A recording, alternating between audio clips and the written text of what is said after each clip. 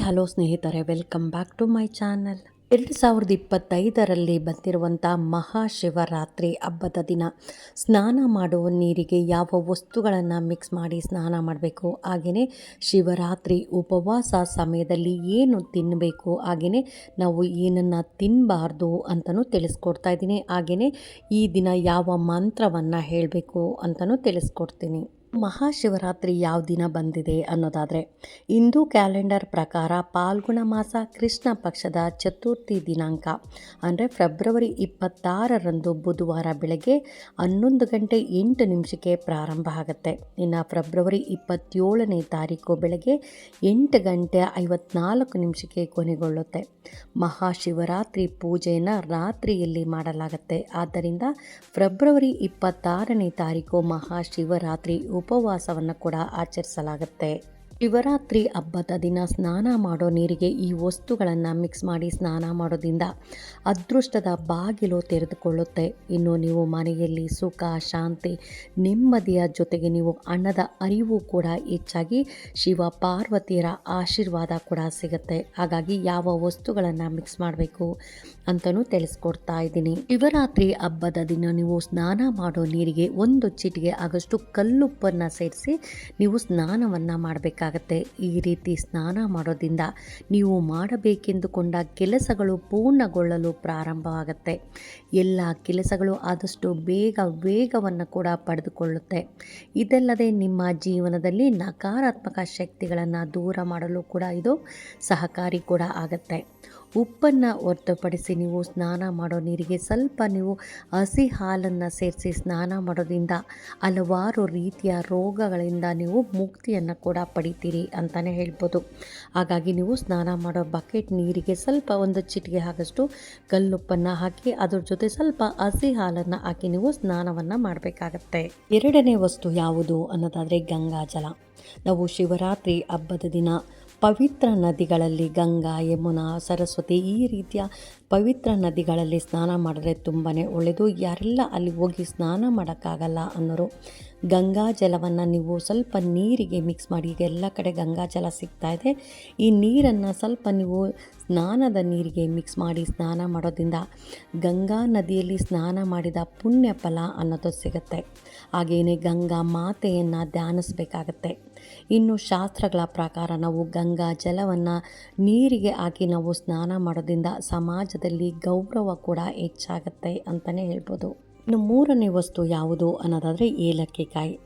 ಎಲ್ಲರ ಅಡುಗೆ ಮನೆಯಲ್ಲಂತೂ ಏಲಕ್ಕಿ ಕಾಯಿ ಇದ್ದೇ ಇರುತ್ತೆ. ಹಾಗಾಗಿ ಚೆನ್ನಾಗಿ ಗ್ರೀನ್ ಕಲರ್ ಇರುವಂಥ ಏಲಕ್ಕಿ ಕಾಯಿನ ನಾವು ಸ್ನಾನ ಮಾಡೋ ನೀರಿಗೆ ಹಾಕಬೇಕಾಗತ್ತೆ. ಈ ರೀತಿಯಾಗಿ ಏಲಕ್ಕಿ ಕಾಯಿ ಹಾಕೋದ್ರಿಂದ ನಮ್ಮ ನಕಾರಾತ್ಮಕ ಶಕ್ತಿಗಳು ದೂರ ಮಾಡುತ್ತೆ.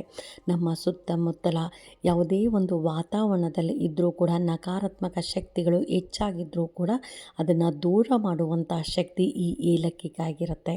ಹಾಗಾಗಿ ನಾವು ಸ್ನಾನ ಮಾಡೋ ನೀರಿಗೆ ಏಲಕ್ಕಿ ಕಾಯಿ ಹಾಕ್ಬೋದು, ಉಪ್ಪು ಹಾಕ್ಬೋದು, ಗಂಗಾ ಜಲ ಹಾಕ್ಬೋದು, ಹಸಿ ಹಾಲು ಹಾಕ್ಬೋದು. ಇದನ್ನೆಲ್ಲ ಹಾಕಿ ಒಂದು 5 ನಿಮಿಷಗಳ ಕಾಲ ಬಿಟ್ಟು ನಂತರ ನೀವು ಸ್ನಾನವನ್ನು ಮಾಡಬೇಕಾಗತ್ತೆ. ಈ ರೀತಿಯಾಗಿ ಮಾಡೋದ್ರಿಂದ ಅದೃಷ್ಟ ಅನ್ನೋದು ನಿಮ್ಮದಾಗತ್ತೆ. ಏನೇ ಕಷ್ಟಪಟ್ಟರು ನನಗೆ ಹಣ ಕೈಯಲ್ಲಿ ನಿಲ್ತಾ ಇಲ್ಲ, ನೆಮ್ಮದಿ ಜೀವನ ಇಲ್ಲ, ಮನೆಯಲ್ಲಿ ಸುಖ ಶಾಂತಿ ಇಲ್ಲ ಅನ್ನೋರು ಕೂಡ ಮಹಾಶಿವರಾತ್ರಿಯ ದಿನ ತಪ್ಪದೆ ಈ ವಸ್ತುಗಳನ್ನು ನೀವು ಸ್ನಾನದ ನೀರಿಗೆ ಮಿಕ್ಸ್ ಮಾಡಬೇಕಾಗತ್ತೆ.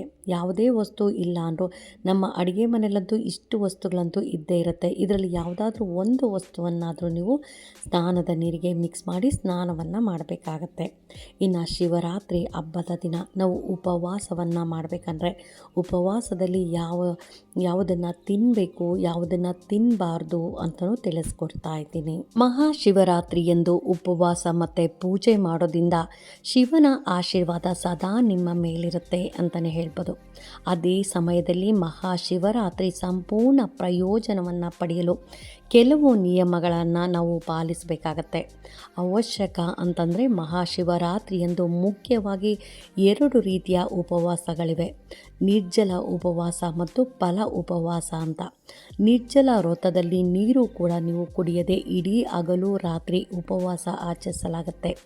ಅಂತಹ ಪರಿಸ್ಥಿತಿಯಲ್ಲಿ ಈ ದಿನದ ಉಪವಾಸದ ಸಮಯದಲ್ಲಿ ಏನನ್ನು ತಿನ್ನಬೇಕು, ಹಾಗೆಯೇ ಏನನ್ನು ತಿನ್ನಬಾರ್ದು ಅಂತಲೂ ತಿಳಿಸ್ಕೊಡ್ತಾ ಇದ್ದೀನಿ. ಮಹಾಶಿವರಾತ್ರಿ ಬುಧವಾರ 26ನೇ ತಾರೀಕು ಶುರುವಾಗಿ 27ನೇ ತಾರೀಕು ಮುಕ್ತಾಯ ಆಗುತ್ತೆ. ಹಾಗಾಗಿ 26ನೇ ತಾರೀಕಿಂದ ಹಿಡಿದು 27ನೇ ತಾರೀಕು ತನಕ ನಾವು ಉಪವಾಸವನ್ನು ಇರಬೇಕಾಗತ್ತೆ. ಇನ್ನು ಉಪವಾಸ ಇರೋ ಸಮಯದಲ್ಲಿ ಹಾಲನ್ನು ಸ್ವೀಕಾರ ಮಾಡ್ಬೋದು, ಹಾಗೆಯೇ ಕಾಫಿ ಕುಡಿಯೋರು, ಟೀ ಕುಡಿಯೋರು, ಹಾಗೆಯೇ ಮೊಸರನ್ನು ಕೂಡ ಸೇವನೆ ಮಾಡ್ಬೋದು, ಹಣ್ಣುಗಳನ್ನು ಸೇವನೆ ಮಾಡ್ಬೋದು, ಯಾವ ಹಣ್ಣಾದರೂ ನೀವು ತಿನ್ಬೋದು, ಹಾಗೆಯೇ ಡ್ರೈ ಫ್ರೂಟ್ಸನ್ನು ಕೂಡ ನೀವು ತಿನ್ಬೋದು. ಈ ದಿನ ಅಂದರೆ ನೀವು ಶಿವರಾತ್ರಿ ಹಬ್ಬದ ದಿನ ಆದಷ್ಟು ನಾವು ಧ್ಯಾನದಲ್ಲಿ ಇರಬೇಕಾಗತ್ತೆ. ಮನಸ್ಸು ತುಂಬಾ ಶಾಂತವಾಗಿ ಇಟ್ಕೊಳ್ಳೋದು, ಯಾರ ಮೇಲೂ ಕೋಪ ಮಾಡ್ಕೊಳ್ಳೋದು, ಕಿಚ್ಚಾಡೋದು ಮಾಡಬಾರ್ದು, ಮನೆಗಳಲ್ಲಿ ಜಗಳಗಳು ಆಡಬಾರ್ದು, ಆದಷ್ಟು ಶಾಂತ ರೀತಿಯಾಗಿ ಇರೋದು. ಈ ದಿನ ಶಿವನನ್ನು ಧ್ಯಾನಿಸುತ್ತಾ ಶಿವ ಪೂಜೆಯಲ್ಲಿ ನಾವು ತೊಡಗಿರೋದು, ದೇವಸ್ಥಾನಗಳಿಗೆ ಹೋಗೋದು, ಈ ರೀತಿಯಾಗಿ ಮಾಡಬೇಕಾಗತ್ತೆ.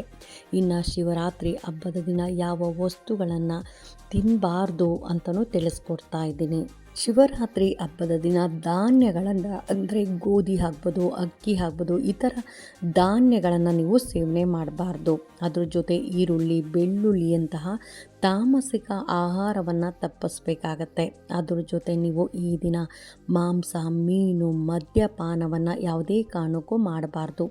ಮಹಾಶಿವರಾತ್ರಿಯ ದಿನ ನಾನ್ ವೆಜ್ ತಿನ್ನಬಾರ್ದು, ಹಾಗೆಯೇ ಡ್ರಿಂಕ್ಸ್ ಮಾಡೋದಾಗಲಿ, ಹಾಗೆಯೇ ಈರುಳ್ಳಿ ಬೆಳ್ಳುಳ್ಳಿ ತಿನ್ನೋದಾಗಲಿ ಇದನ್ನು ಕೂಡ ಮಾಡಬಾರ್ದು. ಶಿವರಾತ್ರಿ ಹಬ್ಬದ ದಿನ ಯಾವ ಮಂತ್ರವನ್ನು ನಾವು ಜಪ ಮಾಡಬೇಕು ಅನ್ನೋದಾದರೆ, ಈ ದಿನ ನೀವು ದೇವಸ್ಥಾನಕ್ಕೆ ಬಿಲ್ಲುವ ಪತ್ರೆಯನ್ನು ತೊಗೊಂಡೋಗಿ, ಒಂದು ದಳವಾದರೂ ನೀವು ಬಿಲ್ಲುವ ಪತ್ರೆಯನ್ನು ತೊಗೊಂಡೋಗಿ ಶಿವನ ದೇವಸ್ಥಾನಕ್ಕೆ ಕೊಟ್ಟು ಅಲ್ಲೇ ನೀವು ಕೂತ್ಕೊಂಡು ಒಂದು ಅರ್ಧ ಗಂಟೆ ಅಲ್ಲೇ ಕೂತ್ಕೊಂಡು 108 ಸಾರಿ ಈ ಮಂತ್ರವನ್ನು ಜಪ ಮಾಡಬೇಕಾಗತ್ತೆ. ಅಥವಾ ನಾವು ಈಗ ದೇವಸ್ಥಾನಕ್ಕೆ ಹೋಗೋಕ್ಕಾಗಲ್ಲ ಅನ್ನೋರು ನೀವು ಮನೆಯಲ್ಲೇ ಕೂತ್ಕೊಂಡು ನೀವು ಶಿವನನ್ನು ಧ್ಯಾನಿಸುತ್ತಾ ಈ ಮಂತ್ರವನ್ನು 108 ಸಾರಿ ಅಂದರೆ ಜಪಮಾಲೆ ಇಟ್ಕೊಳ್ಳಿ. ಜಪಮಾಲೆ ಇಟ್ಕೊಂಡು ನೀವು ಒಂದೊಂದು ಜಪಮಾಲೆಗೂ ಒಂದೊಂದು ಮಂತ್ರವನ್ನು ಹೇಳ್ತಾ 108 ಸಾರಿ ಈ ಮಂತ್ರವನ್ನು ಹೇಳಬೇಕಾಗತ್ತೆ. ಆ ಮಂತ್ರ ಯಾವುದು ಅನ್ನೋದಾದರೆ, ಓಂ ನಮಃ ಶಿವಾಯ, ಓಂ ನಮಃ ಶಿವಾಯ, ಓಂ ನಮಃ ಶಿವಾಯ ಅನ್ನೋ ಮಂತ್ರವನ್ನು ನೀವು 108 ಸಾರಿ ಹೇಳ್ಬೇಕಾಗತ್ತೆ. ಆದಷ್ಟು ಜಪಮಾಲೆಯನ್ನು ಇಟ್ಕೊಂಡು ನಾವು ಜಪವನ್ನು ಮಾಡಿದ್ರೆ ತುಂಬಾ ಒಳ್ಳೆಯದು. ದೇವಸ್ಥಾನಕ್ಕೆ ಹೋಗ್ತೀರಿ ಅಂದರೆ ಅಲ್ಲೇ ಒಂದು ಅರ್ಧ ಗಂಟೆಗಳ ಕಾಲ ಕೂತ್ಕೊಂಡು ನೀವು ಶಿವಲಿಂಗಕ್ಕೆ ಬಿಲ್ವ ಪತ್ರೆಯನ್ನು ಅರ್ಪಣೆ ಮಾಡ್ತಾ ನಿಮ್ಮ ಏನು ಕಷ್ಟ ಇದೆ, ನಿಮ್ಮ ಇಷ್ಟಗಳು ಏನಿದೆ ಅದನ್ನು ಶಿವಲಿಂಗದ ಮುಂದೆ ಇರುವಂಥ ನಂದಿ ಇರುತ್ತಲ್ಲ, ನಂದಿ ಕಿವಿಯಲ್ಲಿ ನಿಮ್ಮ ಕಷ್ಟಗಳನ್ನೆಲ್ಲ ಹೇಳ್ಕೊಳ್ಳೋದ್ರಿಂದ ಆದಷ್ಟು ಬೇಗ ನಾವು ಶಿವನ ಹತ್ರ ಡೈರೆಕ್ಟಾಗಿ ಹೋಗಿ ನನ್ನ ಕಷ್ಟ ಹೀಗಿದೆ ಅಂತ ಹೇಳೋದ್ರ ಬದಲು ನೀವು ನಂದಿ ಹತ್ರ ಹೇಳಿದ್ರೆ ನಂದಿ ಬೇಗನೆ ಶಿವನ ಹತ್ರ ತಲುಪಿಸ್ತಾರೆ. ಈ ಥರ ಕಷ್ಟ ಇದೆ ಅವರಿಗೆ ಆಶೀರ್ವಾದ ಮಾಡು ಅಂತ ನಂದಿ ಶಿವನಿಗೆ ಹೇಳ್ತಾನೆ. ಅದಕ್ಕೋಸ್ಕರ ಮೊದಲು ನಾವು ನಂದಿಯನ್ನು ಬೇಡ್ಕೊಬೇಕು. ನಂದಿ ಕಿವಿಯಲ್ಲಿ ನಮ್ಮ ಕಷ್ಟಗಳನ್ನು ಹೇಳ್ಕೊಳ್ಳೋದ್ರಿಂದ ಶೀಘ್ರವಾಗಿ ನಮಗೆ ಈಶ್ವರ ನಮ್ಮ ಕಷ್ಟಗಳನ್ನೆಲ್ಲ ಪರಿಹಾರ ಮಾಡ್ತಾನೆ, ಶಿವ ನಮ್ಮ ಕಷ್ಟಗಳನ್ನು ಪರಿಹಾರ ಮಾಡ್ತಾನೆ ಅಂತಲೇ ಹೇಳ್ಬೋದು.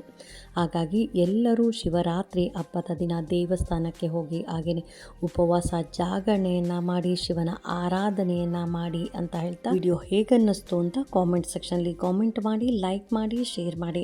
ಇನ್ನೂ ನನ್ನ ಚಾನಲ್ಗೆ ಯಾರೆಲ್ಲ ಸಬ್ಸ್ಕ್ರೈಬ್ ಮಾಡಿದೆ ಹಾಗೆ ನೋಡ್ತಾ ಇದ್ದರೆ ಎಲ್ಲರೂ ಸಬ್ಸ್ಕ್ರೈಬ್ ಮಾಡ್ಕೊಳ್ಳಿ. ಪಕ್ಕದಲ್ಲಿರೋಂಥ ಬೆಲ್ ಐಕನ್ ಪ್ರೆಸ್ ಮಾಡೋದ್ರಿಂದ ನಾನು ಹಾಕೋ ವಿಡಿಯೋಗಳೆಲ್ಲ ಬೇಗ ಬಂದು ತಲುಪುತ್ತೆ.